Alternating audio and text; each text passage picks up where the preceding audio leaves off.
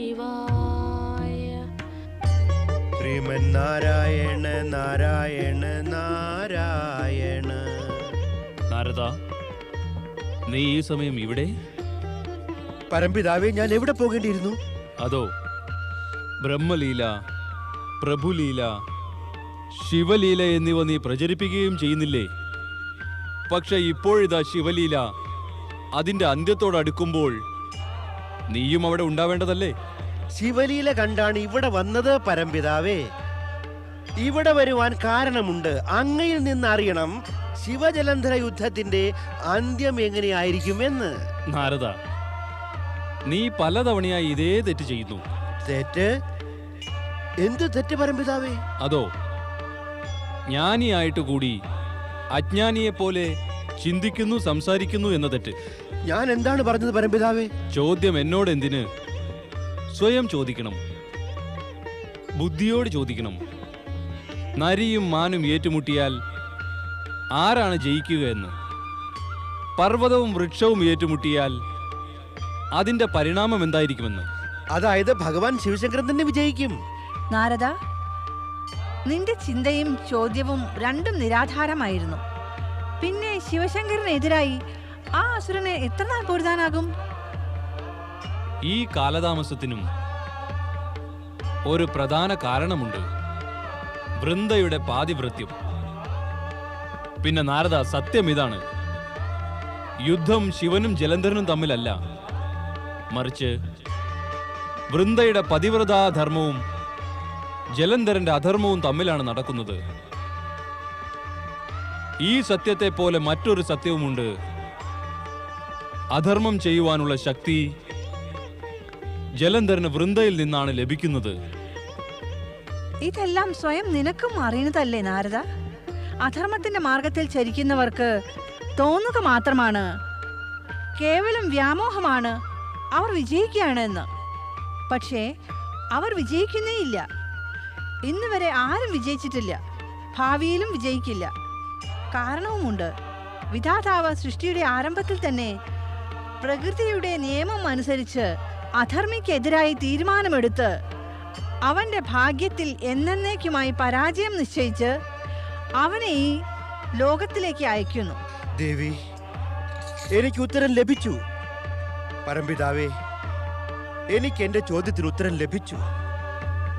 നാരായണ നാരായണ.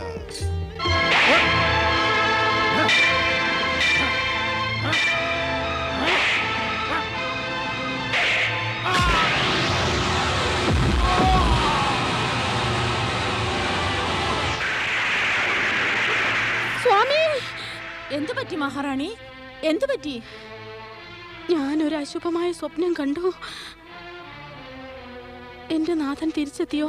ഇല്ല മഹാറാണി, ഇതുവരെ എത്തിയില്ല.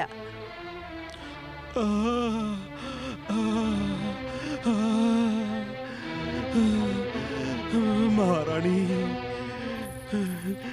മഹാറാണി. സേനാപതി, സേനാപതി, ഇതെന്താണ്? സ്ഥിതി നമുക്ക് പ്രതികൂലമാണ് മഹാറാണി.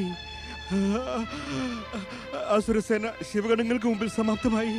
സ്വാമി, അദ്ദേഹത്തിന്റെ ഒരു വിവരവുമില്ല. ഒരു വിവരവുമില്ല?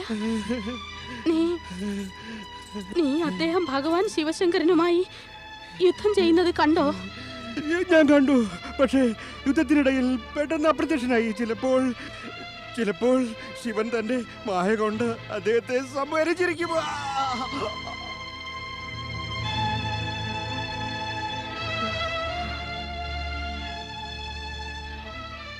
എന്റെ പാതിവൃത്യം നിലനിൽക്കുന്നിടത്തോളം കാലം ഒരു ശക്തിക്കും എന്റെ സ്വാമിയുടെ ഒരു രോമത്തെ പോലും നശിപ്പിക്കാനാകില്ല.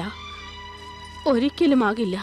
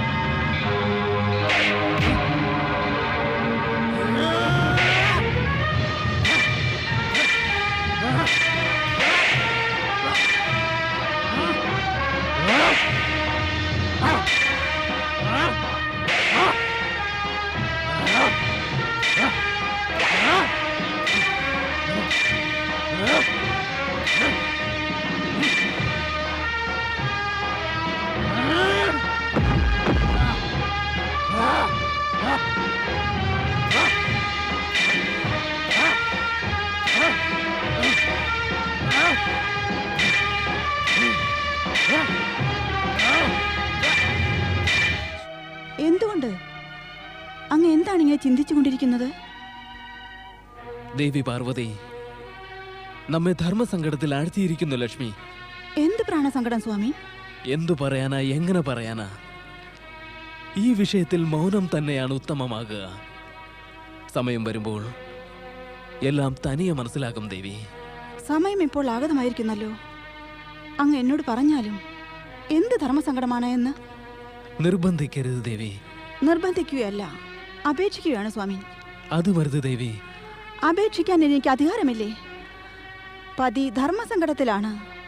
പത്നി അറിയാൻ പാടില്ലേ? പത്നിക്കും ഇത് ധർമ്മസങ്കടം തന്നെയല്ലേ? നമുക്ക് കേവലം ഇത്രയേ പറയാനാകൂ. ഈ സങ്കടത്തിന്റെ കാരണം ജലന്ധരനും അവന്റെ പത്നി വൃന്ദയുമാണ്. സ്വാമി,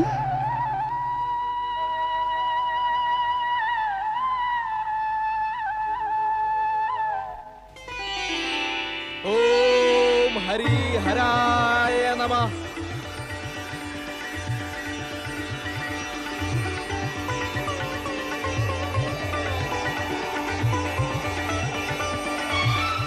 അദ്ദേഹത്തെ കുറിച്ച് ഒന്നും തന്നെ അറിഞ്ഞില്ലേ? ഇല്ല മഹാറാണി, ഇല്ല. ഞാൻ നമ്മുടെ സൈനികരോട് ചോദിക്കാമെന്ന് ഉദ്ദേശിച്ചു. പക്ഷേ ഒരൊറ്റ സൈനികരെയും കാണുവാനില്ല. ഞങ്ങൾ മഹാരാജാവിനെ അന്വേഷിച്ചു. പക്ഷേ അദ്ദേഹം അവിടെ ഒന്നുമില്ല മഹാറാണി. മഹാറാണി, അവിടുന്ന് പറഞ്ഞ ഇടങ്ങളിലെല്ലാം ഞങ്ങൾ മഹാരാജാവിനെ അന്വേഷിച്ചു. അദ്ദേഹം അവിടെയൊന്നുമില്ല. നിങ്ങൾക്ക് ഒരു സൂചന പോലും ലഭിച്ചില്ലേ? ലഭിച്ചു, പക്ഷെ അത് അവിടുത്തെ മുന്നിൽ എങ്ങനെ പറയാനാണ്? സുനന്ദ, ആ ആളുകൾ ഞാൻ ചോദിച്ചപ്പോൾ പറഞ്ഞത് പറയുവാൻ എനിക്ക് വളരെ വിഷമം തോന്നുന്നു മഹാറാണി. സുനന്ദ, കേൾക്കാനും പറയാനും വിഷമമുള്ളതെങ്കിലും നീ കേട്ടത് എന്തു തന്നെയായാലും അത് പറയുക. എനിക്ക് കേൾക്കണം. ഞാൻ കേട്ടത് ഇതാണ്: ശിവശങ്കരനാൽ മഹാരാജൻ വധിക്കപ്പെട്ടു എന്ന്. ഇല്ല, അങ്ങനെ സംഭവിക്കില്ല. ഞാൻ ജീവിച്ചിരിക്കുമ്പോൾ അത് സംഭവിക്കില്ല. അത് സംഭവിക്കില്ല. മഹാറാണി, നഗരത്തിലെ ഉദ്യാനത്തിൽ അപൂർവമായ സിദ്ധികളുള്ള ഒരു താപസൻ വന്നിരിക്കുന്നു. അദ്ദേഹം ത്രികാലജ്ഞാനിയാണത്രേ. അദ്ദേഹത്തിന് അപൂർവ സിദ്ധികളുണ്ട്. മൃതശരീരത്തിന് പ്രാണൻ നൽകാനാകുമത്രേ. നമ്മുടെ മഹാരാജൻ എവിടെ എന്ത് സ്ഥിതിയിലാണെന്ന് അദ്ദേഹത്തിന് പറയാനാകും മഹാറാണി. എന്നാൽ നമുക്ക് ഉടനെ അദ്ദേഹത്തിന്റെ സമീപം പോകാം. നമുക്ക് പോകാം.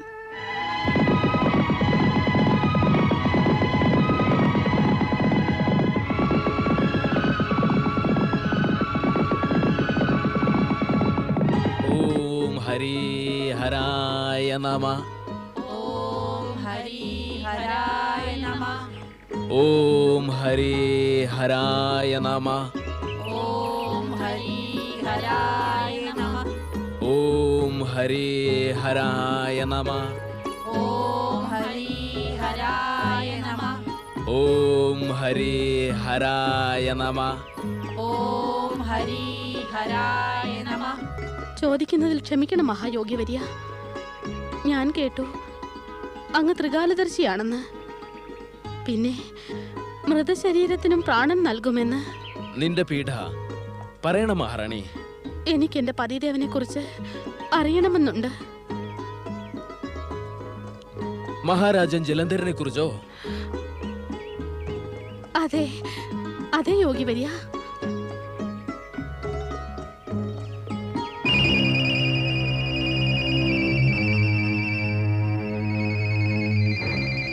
അമംഗളം ദൃശ്യമാകുന്നു. അമംഗളം? അതായത് മഹാരാജൻ ജലന്ധരൻ ഇപ്പോൾ ജീവിച്ചിരിപ്പില്ല. ഇല്ല, ഇല്ല യോഗിവര്യ, അങ്ങനെ പറയരുത്. അദ്ദേഹത്തെ പ്രതി എന്റെ ഭക്തിയുടെ ശക്തി അദ്ദേഹത്തെ രക്ഷിക്കും. നിന്റെ ഭക്തിയുടെ പ്രഭാവം എനിക്ക് ഒട്ടും അപരിചിതമല്ല വൃന്ദ. മൃതനായ ജലന്ധരന്റെ മുഖത്ത് പഴയതുപോലെയുള്ള തേജസ് ഇപ്പോഴും കാണപ്പെടുന്നു. യോഗിവര്യ, എന്നെ എന്റെ പതിയുടെ അടുത്ത് എത്തിക്കുക. നാം ഉള്ളപ്പോൾ ഇത്രയ്ക്ക് വിഷമം എന്തിനു വൃന്ദ?